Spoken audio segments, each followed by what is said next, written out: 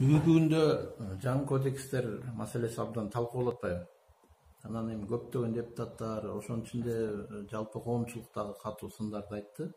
Анан биздин убал дегенибиз ушу сиз кандай сунуш бердиңиз? Ушу жаңы кодекстерди өзгөртүү боюнча. Анан эми ушул акыбалга алып келген ошо ким жооп бериш керек ушуга? Эми биринчиден жаңы кодекстер убагында кабыл алып атканда чынында эле терең изилденбей кабыл алган экен. Бирок жаңы мыйзам кабыл алынганда сөзсүз түрдө анча мынча кемчилик кетет. Казыркы учурга, казыркы талапка туура келбеген нерселер болсо, аларды эми өзгөртүп койсо болот да. Эми балким бир 20% бул мыйзамдарда бир 20% бүгүнкү талапка туура келбестир. Бирок калган 80% эгерде туура келсе, эми аны түп тамыры менен жокко чыгарбай, азыр тиешелүү өзгөрүүлөр киргизип, жана эле ошол айыптар боюнча мисалы 5,5 миң сом өтө эле чынында эле көп. Аны мисалы бир 500 сомго мисалы элдер көп жүрө турган жерде, коомчулук аралашкан жерлерде мисалы түкүргөн болбойт. Туура эмеспи? Туура эмес. Анын баарысы макулбуз. Мисалы бирок 5,5 миң сом албетте көп. Мисалы аны 500 сомго алып канча кылса дагы мындай бир маданиятка, бир тазалыкка чакыруу болуп эсептелет. Андай бир мыйзамдарга бир өзгөрүүлөр киргизип, сөзсүз түрдө, бирок саясий чечим кабыл алынгандан кийин бул мыйзамдарды эми иштеп баштады, каалабайсызбы иштеп баштады. Эми болгону ушу туура эмес жерлердин баарын өзгөртүп, туура эмес кабыл алып калган бир беренелер болсо жокко чыгарып, же болсо азайтып, же айыптарын же көбөйтүп, орусча менен кыргызча варианттарында бир карама каршылыктар бар экен, алардын баарын шайкеш келтирип, мен өзүм болсо баягы болгону жанагы эмелерди айттым, айыптарды сөзсүз түрдө, мисалы мас ичип алып машина айдагандардыкы кымбат дейт, айлыгы асты дейт, ичип алып айдабады.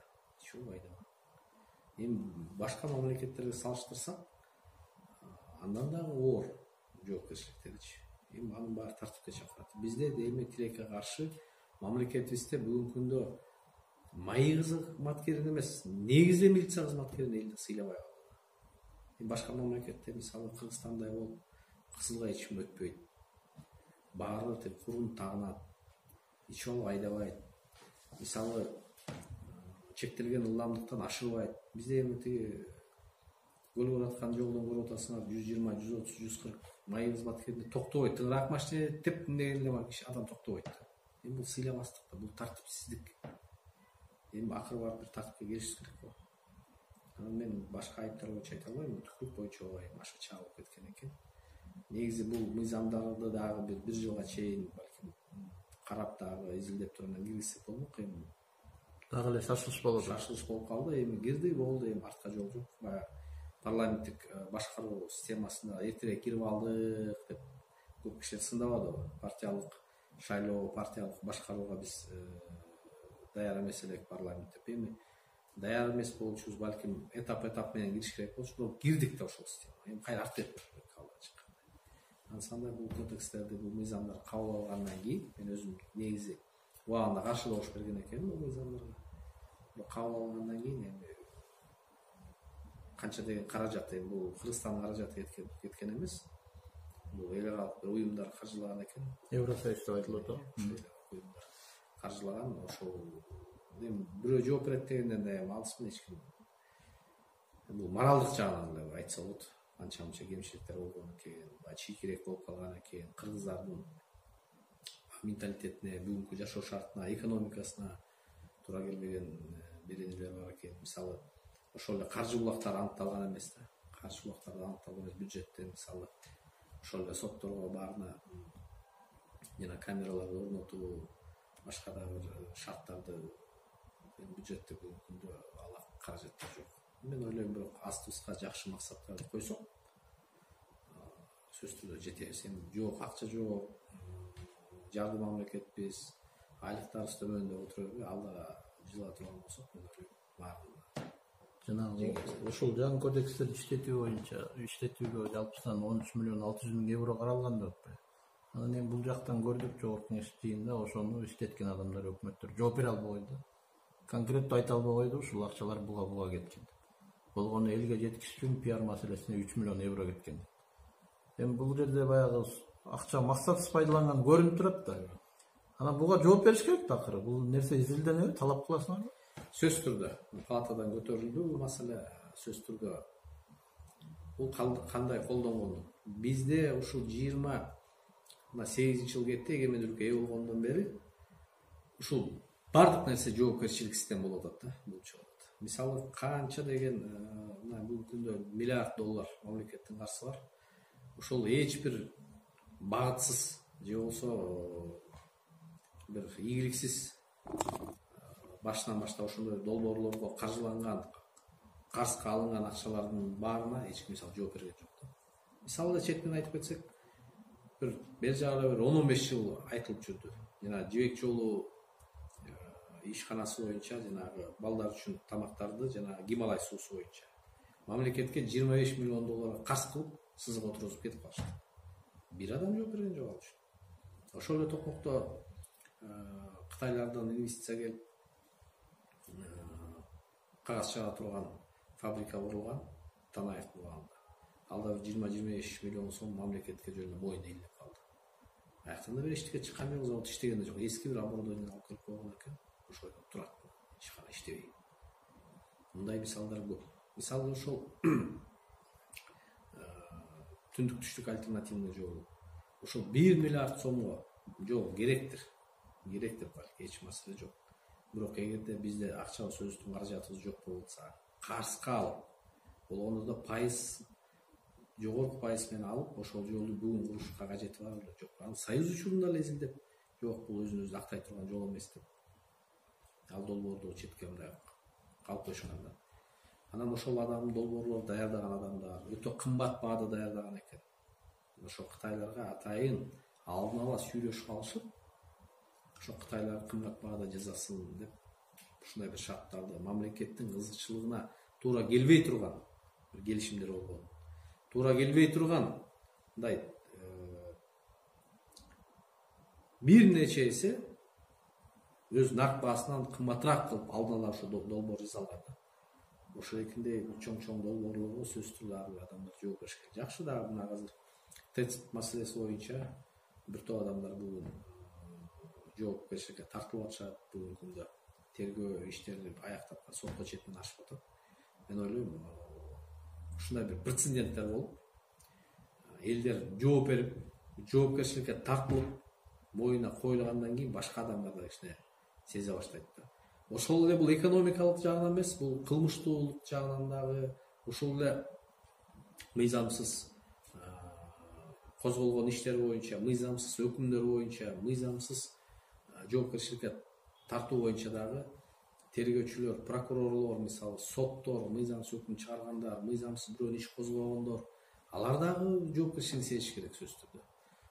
Акаевдин ордунда иштеп, Акаевга карама каршы турган саясатчыларга иш козгогондор кийин Акаевдин өзүнүн үй бүлөсүнүн үстүнөн иш козгошту, Бакиевке кызмат кылышты.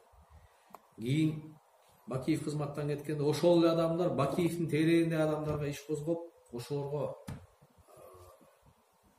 бирдемке баягы мыйзамсыз иштерин чукуп башташты. Эгерде мыйзамдуу иш кылса, анда маселе жок. Туура алар мамлекетке иштейт. Бир адамга, Акаевка, Бакиевке же Атамаев иштейт, ал адамдар мамлекет үчүн иштейт. Бирок көп учурда, баардык учурда эмес, көп учурда мыйзамсыз куугунтуктарды да биз көрүп келатабыз да. Ошон үчүн мен бир нече болчу жерде айткам, ал адамдар карап көрсөң көбү бүгүн да иштеп келатат. Бүгүнкү бийликке да кызмат кылып келатат. Эгерде жана биз жоопкерчилик жөнүндө айтып калбадыңызбы?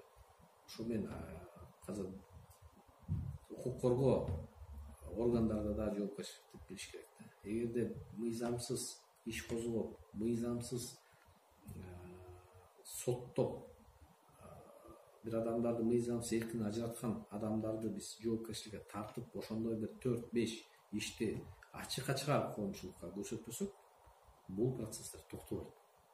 Анткени адамдар айтып атат, бийлик келет экен, кетет экен, башка бийлик келет экен. Аларга да бир саясий бир атаандаштарына да иш козгош керек. Аларга да кызмат кылып беребиз деген ой, ушундай түшүнүк пайда болду да. Бүгүнкү күндө бир топ ошол тергөөчүлөрдө, прокурорлордо, соттогу ар бир адамдын кылган иши үчүн жоопкерчиликке тартсаң, анда ич болбойт. Анда туугандар түшүнөт. Андан кийин ошон үчүн мен ойлоп кетем, бардык биздин мамлекетибиздеги ушул мамлекетибиз ойдогудай өнүкпөй атканы, экономика жагы, укук талаа жагы ушул жоопкерчиликсиз болот. Адамдар өзүнүн кылган ишине сөзсүз жооп бергенде, ошол жоопкерчиликти сезе билгенде, ошондо гана биздин мамлекетибиз ушундай укуктук талаага чөкөт деген ойдомун. Ушул жана жоопкерчилик маселесин улай кетейин деп сөз болуп калды. Жана мыйзамсыз кылмыш козголуп, анан ошонун айынан абакка жатып чыккандар болуп атпайбы? Сиз башыңыздан өткөрдүңүз. Ошону жооп бериш керек, ачыкташ керек деген маселени айтып атпайсызбы? Сиздин мисалыңызга келгенде да, сиз да жабыр тарттыңыз да. 1,5 жооп бериш керекпи буга, мисалы үчүн? Сөзсүз түрдө жооп бериш керек. Мисалы мен азыр жогорку сотко кайрылдым. Жогорку соттун өкүмүн алгандан кийин ошого жараша мен иш чара жүргүзөм. Биз конкреттүү кимди? Тергөөчү, прокурор, сот, эгерде алар мыйзамсыз чечим чыгара турган болсо алар жооп бериш керек. Биринчиден, мен чыга электе эле жогорку кеңештин комиссиясы биринчи мен соттоло электе эле. Биринчи бул Исаевдин үстүнөн козголгон кылмышты эч кандай кылмыш курамдары жок деп комиссия, жогорку кеңештин комиссиясы чечим чыгарып, жогорку кеңеш токтом кабыл алган. Ал токтом деген мыйзамдуу күчкө ээ. Анысына карабай ишти сотко ашырышты. Тергөөчү кийин айыптоо корутундусуна кол койгондо мен карасам, ачыктан ачык эле бурмалоо, ачыктан ачык эле жасалма фактыларды колдонгон экен. Мисалы 2008-жылкы бааны 2016-жылкы баа менен алмаштырып койгон, жок токтомду бар кылган, жогорку соттун чечиминде бир да сөз, мисалы жердин багыты жөнүндө жок болсо, ошол жогорку соттун өкүмүндө ошол жердин багыты өзгөргөн деп жазылат. Андай өкүмдү карасак, кандай бир да сөз жок да. Ушундай фактылар 15 фактысы бар деп жогорку кеңештин комиссиясы мен ушул КМКда отурган учурда дагы жол чыгарып берди. Тергөөчү өзүнүн Исаевдин үстүнөн козголгон кылмышты 15тен ашык бурмалоо, жасалма фактыларга барган деп жазылат. Мына тергөөчү жооп бериш керек. Жок, ошол тергөөчүлөр эми аткаруучулар болуп атат. Сиз убагында да айткансыз, бул жерде саясий оюн, саясий боек болуп кетти. Андан жогоркулар бар да, мисалы. Эми ошол тергөөчүнү жоопкерчиликке тартса, ал да айтат. Ким кыйнаган? Мен өз алдынча бул чечим кабыл алган жокмун. Мени кыйнашкан, мага мындай көрсөтмө бергенде айтсын, ачыгын айтсын. Ачыгын айтсын. Демек, мен айтып атканым, орну жашасак, өлүмгө аш керек.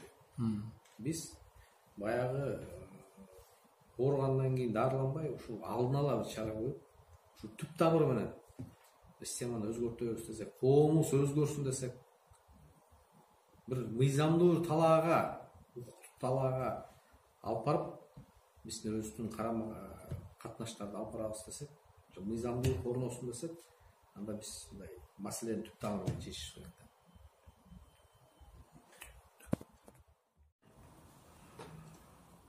Депутат Урмат Салмаевдин жанагы токмоктогу атышууга катыштыгы бар деп, ошонун айынан баягы чоң талкуу болуп кетти. Анын эң эле баягы соккусу силерге тийди да, Кыргызстан партиясы. Булар эмне контрабандисттерди фабрикага чыгарган партиябы депчи. Анан эми сиз билесиз да мунун чоо жайынчы. Ушуну коомчулукка түшүндүрүп айтып берсеңиз, ушу депутаттын ошол кылмыштуу окуя канчалык деңгээлде тиешеси бар, канчалык деңгээлде бенде саясатташып кетти, кимдин кызыкчылыгы бар дегичи. Эми ачыгын айтайлы, жаш балалар мушташат. Анан кийин бул бирин ачканда да бул травма тапанчалар экен да. Эми албетте бул жакшы көрүнүш эмес, мушташтын балдардын мушташы кайсы себептен эмне талаш тартыштын арты менен мушташ болгонун мен биле алган жокмун. Бирок Самаев Урмат менен сүйлөштүм. Урмат айтты, ооба эко жанагындай бир ыз чуу болуп кеткенден кийин бизге мага кайрылган экен деди. Ошол жана арыз президентке арыз менен кайрылып атпайбы? Ошол Урмат Самаевдин үстүнөн бир Урмат Самаевди жоопкерчиликке тарткыла, мени баягы ошондон коргоп бергиле деген кайрылуу менен ошол адам өзү кайрылган экен Самаевге. Мен элдешкенге даярмын деп. Самаев Урматты өзүнүн машинеси менен, ошолордун машинеси менен Буудайга барып эколаны элдештирген экен. Бул эми кыргызчылыкка да туура келет, биринчиден депутат катары дагы жергиликтүү калк бир маселе менен кайрылса, ал ушуга аралашканга укугу бар. Ачыккан учурда сөзсүз түрдө ал Самаев аякта болгон эмес. Аны видеокамералар тастыктап турат. Кийин барган. Кийин барган, мен асын билбейм. Анан эң негизгиси мына азыр эко бири-бирин аткылаган экен. Мына экону тең бүгүнкү күндө убактылуу кармоочу жайга жайгаштырышты да. Камашты. Анан бүгүн эми кайра жана президентке кайрылган адам кайра чыгып, бияктан депутаттарга кайрылып чыгаттыр. Мен бирөөнүн колунда курал болуп калды. Мени колдонуп кетишти. Андай болгон эмес. Чынында эле мен эч ким кыйнаган эмес. Мен тиги көрсөтмө бербе деп эч ким кыйнаган эмес. Урмат Самаевка эч кандай доарсым жок деп мына ортого кишилер салып атат да. Буну сөзсүз түрдө эми Апрель ТВден көрүп атасыңар, Апрель ТВден эле күнөө көрсөтүп атат. Эми бул баягы эле мурунку президент Атамбаевдин эле чырагына май таам. Ошол форум отуруп алышып туруп, ошону эми тиги бөйрөктөн шыйдак чыгарышып бизге жабыштырып атышат да. Эми ал болсо тиги Кыргызстанда азыр тиги партиясынын бир кандайдыр ийгиликтерине же болбосо тиги мени булар баягы Атамбаевдер камап коюп, Исаев кайра кутулуп кеткенине Атамбаевдин ичи күйүп атса керек. Эми Атамбаевдин кылып аткан иштерин баарын көрүп атабыз. Эми я тийишке мала ыйлабайт дейт.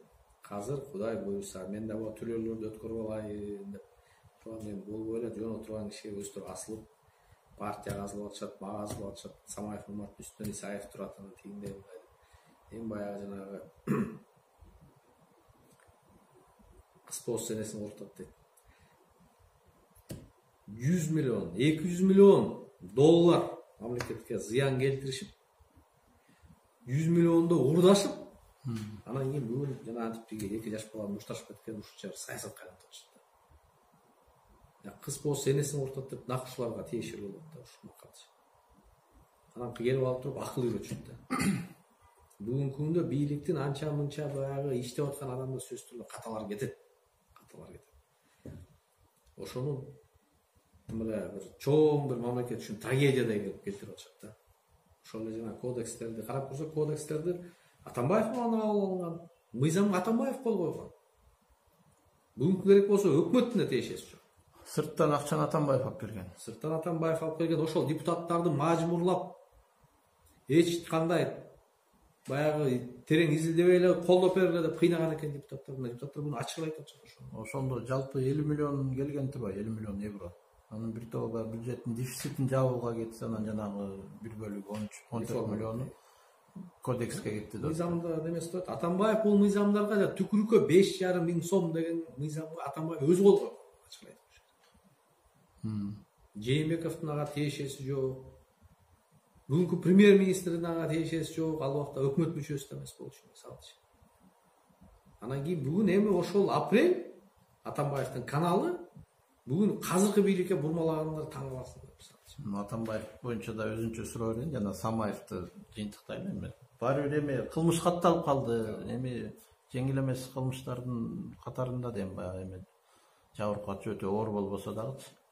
Эми эко элдешүүнүн алдында турса дагы мисалы бүгүнкү күндө эми кылмышты оңойдон олтоң жаап коюш кыйынга турат да. Кимдир бирөө жооп бериш керек да. Бул боюнча эмне дейсиз? Жана эки бала сөзсүз түрдө жооп бериш керек. Эгерде мыйзамды бузса, аны укук коргоо органдар териштирип, кимиси кайсы деңгээлде күнөөлүү экенин, кимисине кандай жоопкерчилик мойнуна элет, аны органдар чечет, сот чечет. Аны бир аралашпайсыз эч кимисине. Эгерде күнөөлүү болсо жооп берсин деп айтып коет. Самаев Урматты айтып атат. Күнөөлүүбү? Жооп берсин. Самаев Урматтан кандай тиешеси бар. Эми элдештирип, эки кыргыздын жигити элдешебиз деп атса, ортого чыккан адам күнөөлүү болот. жооп берет, эки отун жооп берсин. Элдешкен күнү дагы эгерде мыйзам булар жоопкерчиликке тарта турганга жол болсо жооп беришет. Демек баягы коомчулукта көтөрүлүп кетпеди прессадачы? Урмат Сагымбаевдин ушуга эми канчалык бир деңгээлде тиешеси бар эми мандатын тапшырыш керек деген маселечи. Бул анда демек мындай Бул болбогон сөз. болбогон сөз болуп калат экен. Эле болбогон сөз. Тапшырбайт, мурункудай эле иштей берет адам. Тапшырбайт, мурункудай эле иштейт, эми ал кылмыш кылды эле. Эми эки адамды элдештирем деген адам эмнеге мандат тапшырыш керек? Эми өткөндө да тиги эми коомчулукта кээде акча чаап кетет да. Эми муну деле эми билип атабыз, ал тиги Атамбаевдин форумдарын атайын блогерлери бар, отурушат, ошол эле коомдук пикир жаратышат, отуруп алып туруп. Эми тиги мамлекеттен уурдап, миллиондоп уурдаган акчасын бүгүнкү күндө ошолго колдонуп атат да, мисалы. Бир эмес 3 телевидениени каржылап атат. Мультимиллионер болчумун дейт, мультимиллионердин деле киши кыргыздар көргөн эмес, акча жок эле жүргөн. 10 жылдан кийин эле мына президент болгондон кийин мультимиллионер болуп чыгып калды. Анан жана сууга дегендей уурдаган жанагы маңдай тери менен таппаган акчасын албетте мына ушул элди bunun чаңга салып, мамлекеттеги бир туруктуулукка бир доо келтире турган бир аракеттерин жасап, бийликти жамандап, бийлик бутактарын кадыр баркын тебелеп тепсегенге барат.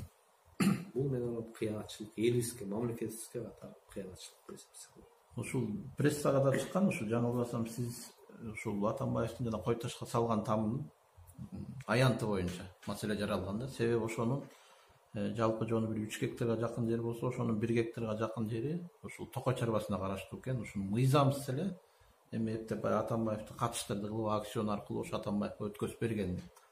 Натыйжада иши кылып баягы мыйзамды тебелеп тепсеп, бурмалап, ушул Атамбаевдин менчигине өтүп калган дейт да. Же көп жыл арендага алганбы?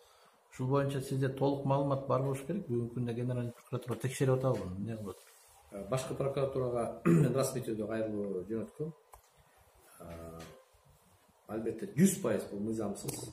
100%. Анткени өзүм мөөнөттөрү мен так каза эстей албайм, бирок мөөнөттөр бар экен. Биринчи жолу ижарага алсаң, мисалы 5 жылга, экинчи ошондо ийгиликтүү баягы бактарактарын отургузуп, баягы жерди өздөштүрсөң, анан кийин дагы мөөнөт узат дегенчи. Ушул жана 1 гектар жер, Бул ал эле дароо эле тиги Атамбаевдин өзүнүн атынан арыз болгон. Өзүнүн колу жок нотариус бекитип берип туруп, ошо жерди алып алышкан да. Дароо эле 25 жылга ушундай. Түздөн түз мыйзам бул көрүнүп атат, ачык эле. Сот болуш, прокурор болуштун эле кажети жок. Көрүнүп эле турат. Демек бул өзү мыйзам сактап алса, кантип башкалардан мыйзам сактаган талап кылат. Муну мен бүгүнкү президенттиктен түшкөндө сындагандар көбөйдү. Атамбаев сындагандар. Президент башы менен мыйзам бузуп атат. Анан башкалардан кантип талап кылат деп бул бийликтин туу чокусуна тургандар менен жогорку кеңештин борбор трибунасынан эле бул сөзүмдү айткам, бүгүн да айтам. Ошондо көп адамдар коркуп колдобойсо, кээдикилер ишенбей колдогон, бүгүнкү күндө айтып атат, кара туура айткан экенсиң, ошондо сен билгениң бар турбайбы дейт. Мен ачык эле айтпадым, фактылар менен айткам. Мен баягы эле ооз эле бирөөнү күнөөлөбөйм эч убакта. Мен айтсам фактылар менен айтам. Ошондо бир нече фактысын мен айткам. Бул мамлекетте бул бийликти узурпацияга алып баратат депчи. Бардыгы эле зыт болуп кетти ошондой. Соттун баарын сот бийлигинде колго алып койду. Бардыгы эле өзүнүн жана Манас менен Алмаз Маткасымов деген эки жигит чечет экен. Соттун баарын таратып эле жүрбөйлү деп айткам. Сот эмнеге жүргөн бала чечпей турган болсо? Келин ушу Манас менен эле тиги Алмаз Маткасымов экөө эле чечсин. Кийин бир нече жыл өткөндөн кийин ошонун баары чындык болуп чыкпадыбы? Ошонун баары чындык ачыкка чыкты. Анан кийин демек мен моралдык жагынан бүгүнкү күндө Атамбаевди сындасам, Атамбаевдин кылган иштерин ачыкка чыгарсам, бул мага мен ойлойм укук бар болсо керек деп. Анткени президент болуп тургандар да айткан. Атамбаев кылган иштерине өкүнүп баягы туура эмес кылгандарын акыркы убакта интервьюларында акырын четин чыгарып айтып атпайбы, баарын болбосо дагычы. Айрымдар менен жарашууга аракет кылып атат. Эми сиздин чыкканыңызга көбүрөөк болуп барат, убакыт бир топ убакыт болуп баратат. Анан сизге андай аракеттер жасалган жокпу? Кандайдыр бир? Эми ал элдешсе баягы аттарын айтпай эле кой, моралдык жагынан туура эмес болуп калат го, бирок адамга жараша ошондой аракеттер жасайт да. Бул президент болуп бийликтин туу чокусунда турганда биз бул менен ачык мындай тирешүү абалына барганбыз. мен ачык Атамбаевди сындагам. Ошол эле Текебаевдин камагында ачык Текебаевдин камалышын мыйзамсыз деп айтып чыккан. Мен эле 5 миллион доллар Атамбаевга берсем, Атамбаев камап коюш керек болот ошо интервьюдө. Чында эле бирөөнүн бир жөнүндө көрсөтмөсөм адамдар камалып кетет. Демек Атамбаев да билет. Анда иш аракети ишке ашпай турган иш. Ошол себептен өзү чыкпаса да мына тегерек четтен бир Атамбаев тегеректен бир анча адамдар чыгып баягы катуу этпей эле койсун деп мен бир тааныштарыма чыгышкан. Бирок мен айтып коеюн, Атамбаев интервьюсунда, бирде интервьюсунда мамлекетке кылган кыянатчылыгын мойнуна алып кечирим сураган жок. Бул кандайдыр бир саясий бир кадамдар үчүн кечирим сурагандар болду. Эгерде мойнуна алып уурдаган, жеген ичкендерин мойнуна алып, ошону мамлекеттин казынасына кайра алып кетип төгүп, жана офшорго тияка отурган акчалардын баарын алып келип мамлекетке кайра төгүп бере турган болсо, анда эл дагы, мен ойлойм, бийлик дагы башкача мамиле кылат. Кыргыз өзү айкөл эл. Мана сатабыздан бери айкөлдүктү биз көрсөтүп келебиз. Эгерде ката ар бирөөбүздөн кетет. Биз пендебиз. Качан биз мойнубузга алып күнөөбүздү кечирим сураса, эл да кечирет. Анан кийин туура эмес кылган иштерин мойнуна алсын, аны мына далилдеп четинен ачыкка да чыгып атат. Мындан да чоң, тетиктен чоң иштер ачыкка чыгат. Мен түндүк түштүк альтернативный жолду бекер айтып кеткен жокмун. Ал боюнча толук маалымат топтоп атам. Толук маалымат. Аякта мен айтып коеюн, ачык эле айтып коеюн. Жок эле дегенде 300 миллион доллар мамлекетке зыян келтирилген. Жок эле дегенде. Аны дагы жөн гана акчаны жеш үчүн, ичиш үчүн бул долбоорду ишке ашырышкан. Бүгүнкү күндө эми бир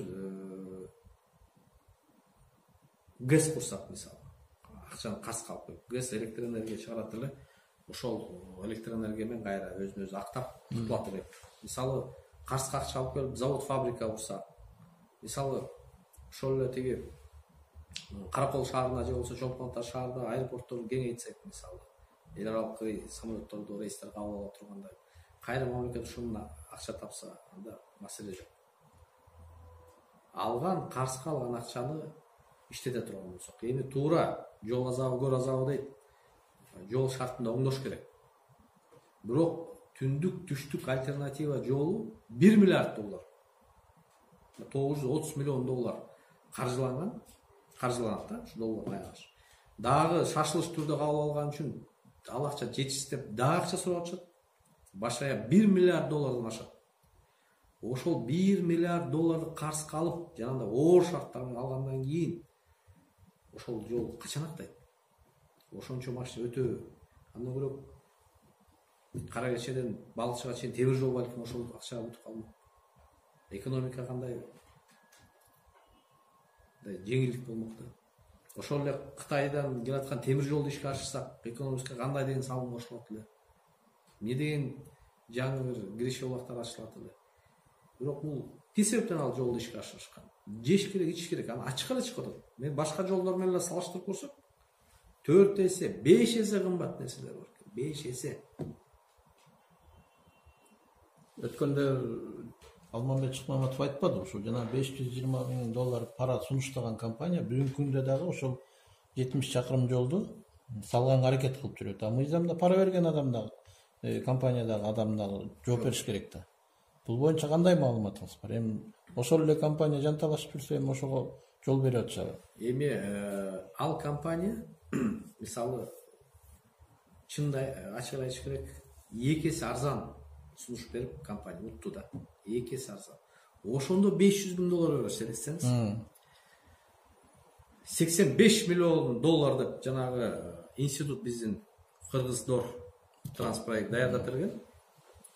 85 миллион долларга. Буларда Кытайга жазамак. Атамбаев турганда ошол 85 миллион доллар Кытайлар утуп, Кытайга алып курмак ошол 85 миллион доллар. Дагы жакшы, бийлик алмашып кетип, жаңы президент келип, ачык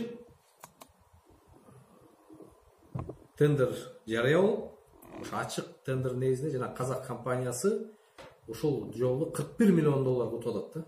41 миллион доллар. Ошо 41 миллион долларга уткан компанияда 500 миң доллар берет. Элестеткиле 85 кылып саған жасын бермек. 44 миллион доллар жолы бұл авадан келген ақша болды. Буга чейинки биринчи фазаны, экинчи фазаны ушинтип 198 миллион, 200-300 миллион доллардык фазаларды буларды 100% ошондо эч бир 1 миллион долларда 1 миң долларда арзан болгондо эле Кытай фирмасына берген чайлар болгончу. Ошол жерден жок эле дегенде 3 эсе 4 эсе кымбат баага беришкен Кытай фирмалары. Бул жөнүндө албетте бир чоң кызыкчылык болду. Айтпайм, эки фаза боюнча жок эле дегенде 200-300 миллион доллар мамлекетке зыян келтирген. Аны мен ачык айтам. Далилдер менен дагы аныктап, мен Кудай буйрса бунун баарын ачыкка чыгарган болчу. Бул жанагы пара берген адам, пара алып аткан министрдин замычы Азимкан Жусупалиев тергөөсү мындай аябай жашыруун, ал жөнүндө эчтеке маалымат чыкпай аткандай да. Эми ал жалгыз албаганы түшүнүктүү да. Ал жерде бийликте, өкмөттө, башка жакта адамдар бар да, ал аткаруучу да. Эмне айтасыз бул? Бийликте, өкмөттө айта албайм эми. Өкмөткө чейин жетпесе керек. Бирок министрдин орун басары жетекчисинин макулдугу жок, 500 миң доллар эч убакта сөз түрдө бул баягы эми Кудай өзү ичсин көрбөгөндөн кийин, бирок мен анализим боюнча мындай эми жашоодо бир да министрдин орун басары 500 миң доллар пара жетекчисине айтпай туруп ала албайт. Эми аны органдар иштесе керек, далилдей турган органдар. Бирок 5 миң доллар эмес, 500 доллар эмес. 500 миң, жарым миллион доллар. Сөз түрдө бул министр дагы мен ойлойм тиешеси бар болсо керек депчи. Жанагы жогоруда айткан нерсени эми тактабасак болбой калды. Жана сиз генеральный прокуратурага арыз жазсам деп атпайсызбы? Эми жазганыңызга көп эле болуп калса керек, өткөн жылда. Бир айдан ашып калса керек. Ал убактысы менен эле кетип атабы же созулуп атабы? Ал качан эмес чыгат жыйынтык? Карап атабыз, изилдеп атабыз деген жооп келди. Анан кийин акыркы баягы жооп келе элек да. Бирок аны айтпайм, 100% мыйзам бузулган аякта. Болгон, мага прокуратурадан баягы расмий коркутуш керек. Мындай мыйзам бузулган, ал ачыктан ачык эле болот. Жана эки кишинин фамилиясын айттыңыз, анан бүгүнкү күндө ошонун ордун алмаштырган деген маселе коомчулукта катуу жүрүп атат да. Манас Арабаев, анан жана Алмаз Маткасымов, ушулар баягы сот укук жагын көрүлтүп турушкан, тең ичинде көп иштер чечип турганы маалым да. Бүгүнкү күндө эми баягы ошолордун ордун, мисалы үчүн Салиев Алмамбет басты, көп эле нерсени чечип атат деген айыптар болуп атпайбы? Эми өткөндү айтпай, азыркынды айта кетели да, мындай калыс болупчу. Бул канчалык деңгээлде чындыгы ушул маселе? Эми азыр мындай бунун жанагы Манас Арабаев менен Алмаз Маткасымов тардын мисалы ысымдары эмне аталып кетти. Биз депутат болгондон кийин көп учурда адамдар кайрылат. Туугандары, жолдоштору, кесиптештери мындай соттордо мындай ушундай баягы мыйзамсыз бир иштер орун алды деп. Анан кийин алардын кайрылуусу келгенде албетте биз депутат катары биз карайбыз, иликтейбиз, өзүбүздүн депутаттыкты иликтөөлөрүн алабыз. Карасаң эч бир тиешеси жок ишпи бир адамды жөнүндө жоопкерчиликке тартып атат да. Анан кийин сот бийлиги бул бизден көз каранды, өзүнчө бийлик кутарды. Бирок депутат катары биз кээде өзүбүздүн ой пикирибизди айткан укуктуубуз да. Анан сотторго мындай айтасың, бояган мыйзамсыз болуп атыптыр. Сен жок, чече албайсың дейт. Эмне чече албайсың? Манас көзөмөл дейт. Бул адамдын күнөөсү барбы? Ошол эле жодат деген барыбызга жодат маселеси боюнча. Күнөөсү барбы? Сен күнөөсү жок дейт. Эмне болду десең, жок, 12 жылдарды кыйнап дейт. Анан ошондо ачуу менен ошо сотторго эле айткан да, бетине айткан. Жодаттын фамилиясын айта кетсеңиз. Жодат. Асанбеков Жодат. Анан ушул адамдын күнөөсү бар, сен ушу Асанбеков Жодат иши боюнча айтып кетсеңдер болот, мисал келтирипчи. Адамдын күнөөсү бар, сен жок, күнөөсү жок. Далилдер жок. Анан актайсыңарбы, сен жок, актай албайбыз. Эмнеге актай албайсың? Манастын көзөмөлүндө Манас 12 жыл берди. Анан мен ачуу менен ушуну сотторго айткам дейчи. мен борбор трибунада айтканга чейин 2-3 жогорку сот судьясына айткам. Анда силер сот болуп эмне кыласыңар? Эчтеке чечпей турган болсоңор, күнөөсүз адамга өз жактан ак үйдөн күнөөлүү ошондо өкүм чыгаргыла, 12 жыл 15 жыл бергиле десе ошону аткарып атсаңар силер соттор эмес экенсиңер. Силер жана секретардын функциясын аткарып калган турбайсыңар. Анда баарыңар таратып эле, ошол секретарлар калсын, ошол манас айткан өкүмдөрдү ошол секретарлар эле басып, ошол эле чыгарат. Анда силер чечпей турган болсоңор, эмне кереги бар анда сот менен? Ошондо ачуу менен эмоционалдык бир жоону сотторго айтканда. Эми мына мезгил өттү, көрдүк ошол манастын, ошол Алмасмат Касымовдун иштерин азыр ачыкка чыгып атат. Бир фирмалардын иштерине аралашып, бир нече деген бир 5 да эмес, 10 да эмес, бир нече мыйзамсыз квартираларды тартып алыш өкмүнө соттун төрайымы да мына азыркы күндө камакта отурат турабы, мыйзамсыз өкүмдөр чыгарган. Бул баш эле. Баш эле. Ал өздөрүнө эчтеке болгон жок да, мисалы үчүн Манас Арабаевдигилергечи мындай укук коргоо органдары эчтеке иш жылдырган жок да. Органдар тийишүүсү баасын берет. Азыр эле ошол жана экс-президент боюнча, ошол эле Сапар боюнча, ошол эле башкалар боюнча, ошол эле Манас боюнча, керек болсо ошол эле Индира боюнча, ошол эле Абдил боюнча, мен ойлойм бул убакыт жеткенде баары өзүнүн тиешелүү баасын алып, өзүнүн жоопкерчиликке тартылат. Болгону баягы убакыты, далил, булар да эми баягы юристтер баарында жаап, жашырып, өзүнүн исин суутканга аракет кылышты. Анын баарын кайра ачыкка чыгарыш деле оңой эмес да. Мен ойлойм, бүгүнкүдө иш жүрүп, ушул эле нукта кете турган болсо, сөзсүз түрдө баарын кезеги келет да. Анан кийин бүгүнкүлөр боюнча айтып атасыз, мен ачык айтып коеюн. Бүгүнкү күндө гезиттерин окуп калабыз, мына ошол эле бүгүнкү президент дегендейлерди аралашып атат, ошолор чечип атат.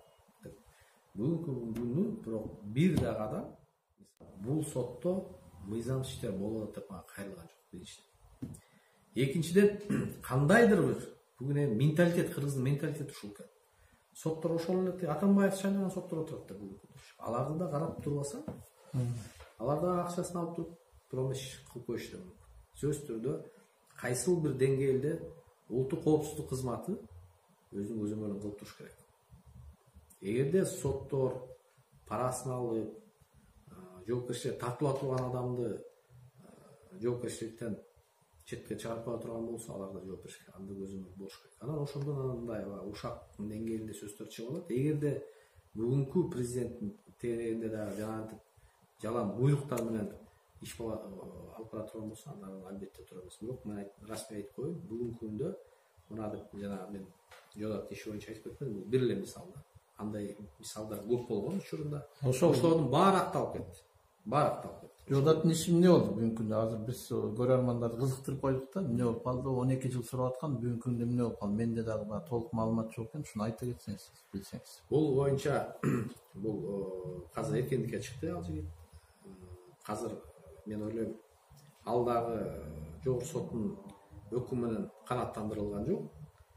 Мен ал жигит менен сүйлөштүм, ал дагы бир өзүнүн мезгилин күтүп, өзүнүн актыгын, өзүнүн күнөөсү жоктугун далилдейм деп турат да. Ал баягы деп эркиндикке чыгуу бир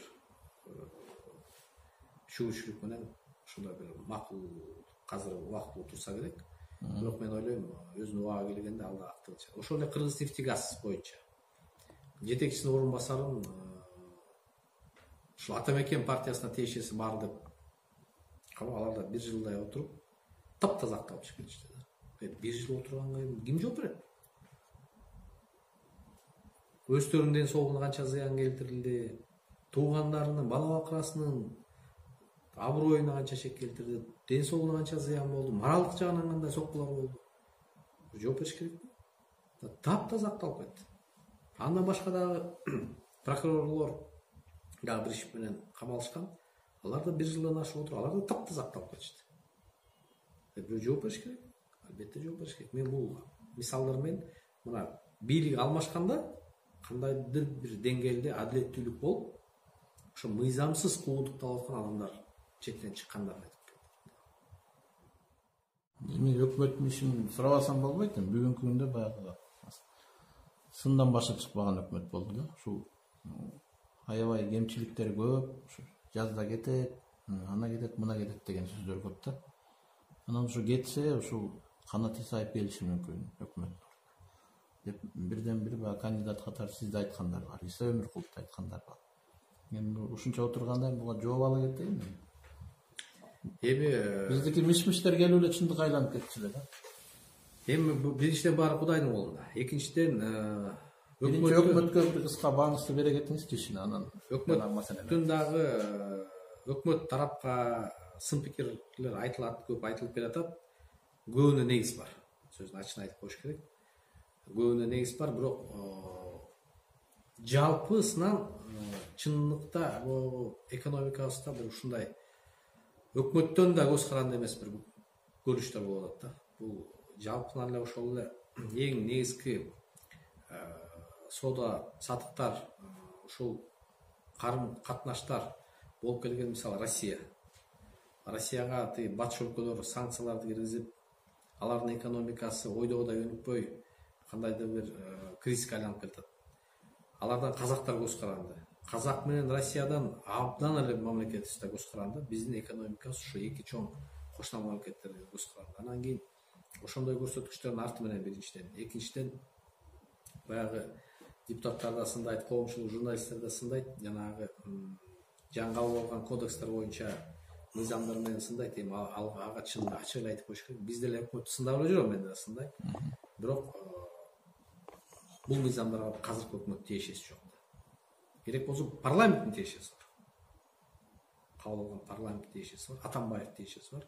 Бирок бүгүнкү президент менен бүгүнкү премьер-министрдин ал мыйзамдарга тиешеси жок. Макул, тиешеси жок экенин билип калды. Андан башкасы деле жетиштүү болот. Айрым мүчөлөрдү ошол эле саламаттык сактоо министрин, билим берүү министрин, айыл чарба министрин, анда биз ошол эле азыр тиги тоо тармак кендерин пайдалануучу жана энергетика мамлекеттик комитетинин жетекчиси боюнча бир топ сын пикирлерди ачык айтып келатабыз. Туура, бүгүнкү премьер-министр дагы бул иштерди, бул тармактарды колго алып, дебилгени колго алып, мындай бир көзгө көрүнүктүү, элдин бир моокуну кана тургандай бир ишти жүргүзүш керек. Андан кийин бирок өкмөт отставкага кетет деген сөз бүгүнкү күндө жогорку кеңеште андай сөз жок. Мага эч ким андай сунуш кылган эмес. Бирок ордуна барасың депчи. Ниетиңиз барбы бирок? Эгерде сунуш болсо, андай сунуш боло турган болсо, анда ойлонобуз. Биздин партиялаштар бар, тууган урук бар дегендей. Азыр өкмөткө барган адам кыска эле мөөнөттө баарын оңдоп жүрөт дегенде мен алысмын. Ким барбасын. Бул жалпы мамлекетте кырдаал болуп. Андан кийин сөзсүз түрдө баргандан кийин элдер үмүт менен күтөт. Анан кийин алардын үмүттөрүн ишке ашыра албай турсаң, кайра сын пикирге кабыласың. Ошон үчүн баягы ким гана болбосун, баягы барып кыска мөөнөттө бир чоң бир бурулуштарды жасап берет дегенде мен алысмын. Акыркы суроо. Коррупция маселеси бүгүнкү күндө ушу бийлик жакшы эле коррупция жүргүзүп атат, бирок баягы тандамал жүрүп атат. Мисалы, Райым Миллион жоопко тартылбай жүрөт. Бүгүнкү күндө кайра кызматына барганда тиги бүгүнкү күндө төрага болуп турган ушу Оңолбеков Райым Миллионду баягы мындайча айтканда апендинин кызындай мактап, аны убагында укмуш өсүштөр болгон, жетишкендиктер болгон деп атпайбы, ачык элечи. Бирок эмне болгонун сиз жакшы билесиз да. Жанагы Манас Арабаевди айтып атасыз, Маткасымовду айтып атасыз. Миллион, Райым Миллиондуку деле алардын жасаган иштеринен кем эмес болуш керек да. Мындай куттуу кабинетте отурабыз, билесиз да. Бирок мунун баары көмүскө деп болот да. Ушуну ачыктаңызчы бир. Эми биринчиден жанагы фактылар боюнча биз айтып кетпедикпи? Өкмөт кетет экен, Исаев келет экен деген бул ушактын эле деңгээлинде деп айтып кеттик. Ансандай Атамбаев баш болуп ошо Райым Миллионду сындады да. Мен ушул 6 жыл мамлекетти башкарган адамды ушул 200-дүүлүгүн көрүп жаман таң калдым да. Эсиңерде болсо керек, былтыр апрель айында болду эле съезди, СДП партиянын съезди, былтыр ушул жас камал бир съезд болду эле да. Анан Искендер Матраимовду дейт. Эмнеге чакырбай койдуңуз деп бирөөлөр, бир журналист сураса айтат. Ал Райым Миллиондун агасы дейт. Мен ошон үчүн чакырбай деп. Эми ушул 6 жыл мамлекетибизди башкарып, бизде бир мындай багыт, мамлекетибиздин, элибиздин багытын аныктап, баары үчүн жоопкерчиликти боюна алып аткан адамдын сүйлөгөн сөзү. Райым Матраимовдун бир тууганы Искендер Матраимов экенин ошол съездин астында билип турабы? Турабы? Өзү Искендерди СДПКдан депутат кылды, тизмесинен өзү бекиткен. Саясий кеңешке мүчө болгон. Бир агасын Кара Суу районуна аким кылган. Түштүктө бир башкармалыктын жетекчиси болуп турган жеринен бажы кызматына орун басар кылып алып келди. Бул Атамбаевдин учуру болуп атпайбы? Жал президенттен түшкөндө эле ошонун баарын ошондо билип калыптыр. Бүгүнкү бийликтин убагында мына Кара Сууда аким агасы райондун мисалы губернатор же мэр болгон жок ошко. Чоң койгон жок. Баягы иштеп турган. Депутаттар анда кошмо жыйында шайлачу, кошмо жыйындын арты менен шайланганда мына бүгүнкү күндө бир топ жерлерде акимдер иштеп атат, 95% иштеп атат аларчы. Эч ким мисалы андан башкасына тийилген жок мисалы. Ошол Атамбаевдин убагында шайланган, Атамбаевди колдоп жүргөн аким иштеп эле жатат. Ал чоңоюп кеткен жок, өзүнүн ордунда иштеп атат. Искендер Матраимов баягы эле депутат, ал фракцияны жетектеп калган жок. Орун басары болуп, мамлекеттик бажы кызматында иштеп турган Райым Матраимов бүгүнкү күндө кызматсыз жүрөт. Эми аларды бүгүнкү бийликке мисалы жабыштырган бул туура эмес да. Соттон утуп атат, утту сотту утканы менен эми кызматына барган жок биринчи. Ал эми төрагасы кандай ой менен аны мактады, мен аны биле албайм да. Кандай ой менен мактады? Балким экөө баягы иштешип калгандыр, баягы кесиптеш катары. Кыргыздар баягы эми өзүнүн кесиптешин баягы жамандай албайт да. Алдына көп адамдар эми ачыкка чыгара албайт. Анан кийин ооба бажы кызматында баягы коррупция жогорку деңгээлде деп айтылат. Ал боюнча аны аныктайбыз десек, президент туура айтты. Комиссия түзүш керек. Органдарга тапшырма бериш керек. Мүлкүн Матраимовдун мүлкүн текшерсин деп айтпады. Текшерсин, аныкталса, мен ойлойм, бүгүнкү бийлик бүгүнкү коом башка да, коом башка. Эгерде Райым Матраимовдун же ошо Матраевдин үй бүлөсүнүн бир кандай бир кылмыштары болсо, бүгүнкү күндө жаап жашай албайсың. Жана токмокто айтпайм, 2 жаш бала травмат пистолеттер менен ачканы бүгүнкү күндө мына мамлекеттик деңгээлде пиарга айланып кетти да. Ансырандай бүгүнкү күндө чынында эле бирдемке бир кылмышты жашырышта кыйын болуп калды. Эгерде бажы кызматында бүгүн мыйзамсыз иштер болуп атса, аны жөнүндө мен деле кубунтук калганда жөнүндө бир жасалма бир күнөөлөрдү такты да. Мисалы ооз-эки эле гана. Мисалы мондай токтом чыккан дейт, андай токтом чыкпаса дагы.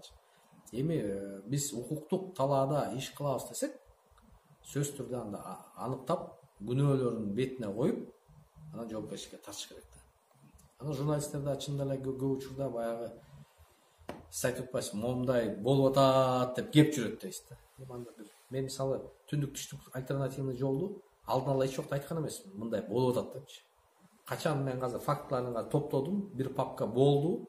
Мен жөн гана эмес, мындай айтпайм, жөн ооз-эки айткан жерим жок. Мен салыштырмалуу болду. Мисалы Талас Тарас Сусамыр жолу, түндүк түштүк альтернативный жолдун биринчи, экинчи фазасын анан бирдей жумуш, мисалы 1 кубометр грунтту эми бирдей эле болот да баасы, бияктан алып бияка чыгарып койгон. Ошонун баасын салыштырып чыгарып атам да. Салыштырма таблица болчу. Ошондо элге да түшүнүктүү болот. Канат жөнүндө баягы өч алуу же ызасы менен мындай кылып атат деп, мен фактылар менен чыгарам.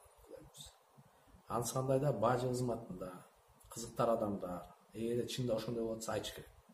Мына Кулматовдун убагында мындай болуп келаткан, бүгүнкү күндө бүгүнкү жетекчисинин фамилиясын билип кеткен, бүгүнкү убакта мындай болуп атат. Ал ушул өзү кылган жок, ошол артында Райым турат деп мисалы. Ошондой далил менен мындай айтса, анда биз дагы парламент сөздөр четте тура албайсың. Бизге ошо силер журналисттер айтасыңар, коррупция менен деп койсоңар, мына могу коррупцияны карабайсыңар, мына мисалы 10 тонна жүк келсе 5 тонна деп жазат. Мисалы ТНП келсе аны башка деп жазат. Мына момундай зыян келтирилип атат деп мына силер журналист иликтөө жасап туруп бизге койгула.